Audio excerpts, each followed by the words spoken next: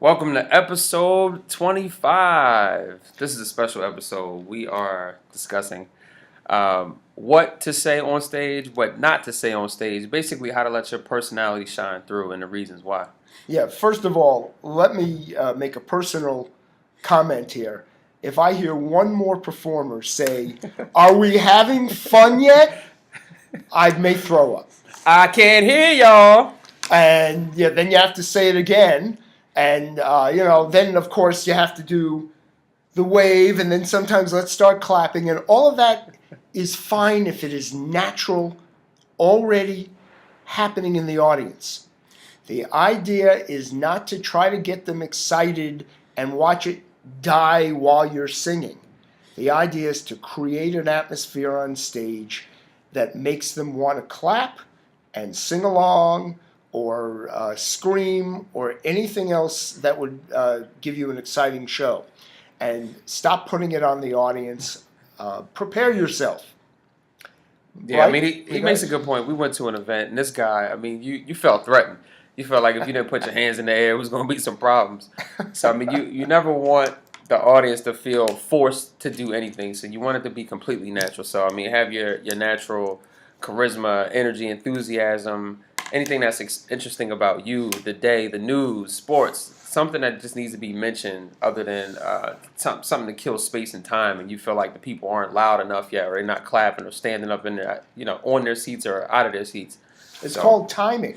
That there's sometimes you want to have two songs in a row with no comment. Sometimes you want to tell them something about yourself, about how you wrote the song, about why you're singing the song. Keep it short. People want to hear your music, but for the and you need a little break. But for the most part, you have to prepare what you're going to say between songs the same way you might prepare singing your song. And this especially goes for solo artists. Recently on television, they showed a bit of the 1983 Diana Ross concert in Central Park, in which it poured rain.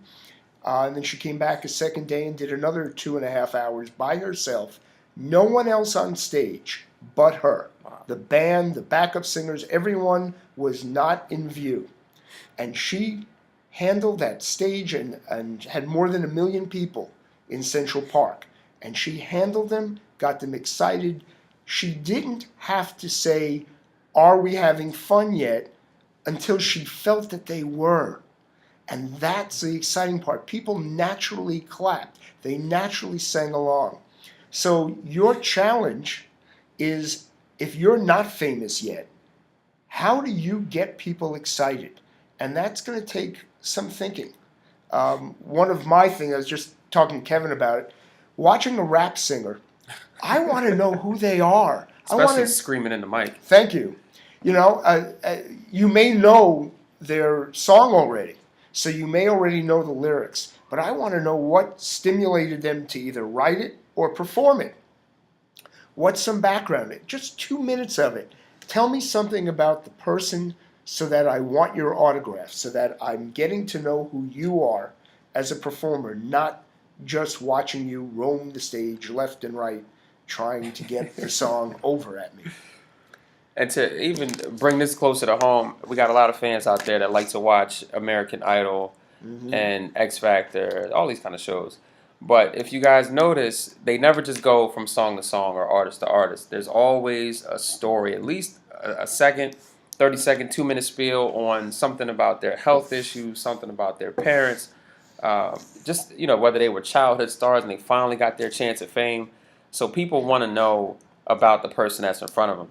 Because there's something interesting about watching, a person, and the more you know about them, the more you're going to root for you understand their music better, you understand why they're talking about cop issues or issues with domestic abuse, so you understand a little bit more once you understand who the artist is, and it makes people more interested in your music.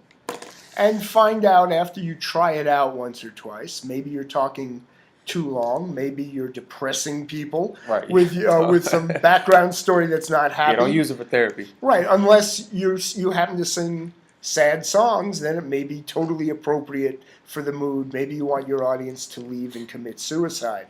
All of this is possible, but you need to decide how you are going to control your audience. Performing is partially about manipulating your audience. And That's if you right. want them to have a good time, you have to figure out how that's going to happen. What happens if your microphone goes off? What happens if the tracks you're singing to or the band you're playing with aren't being mic'd correctly? Or you fall on the stage. Or you fall on the stage. That's a big one. What are you going to do? So rather than just play it by ear and just feel out your audience, even if you're in a club at 1 a.m. in the morning and you're only singing 2 songs, they may not want to hear you tell your life story, but you can figure out a couple of things to get them excited for you rather than just sing your song. Don't forget what city you're in, by the way. Yeah, really. On that note, we're going to give a shout out actually to Diana Ross. We'll give a shout out to Ohio players for whatever reason, and to you. And please let people know that we're here every day. Again, this is So You Want to Be a Star in the Music Business. And You are? yeah, Kevin Curtin. I am Mitch Weiss. Check out the website and subscribe to this YouTube channel. Make sure you share it to anybody who needs to be educated and informed on the business behind the music. The website is www.MWEntGroup.com. YouTube is the same thing, MWEntGroup. And Twitter is? @_MWEG. Follow us on Twitter. All right. Take care.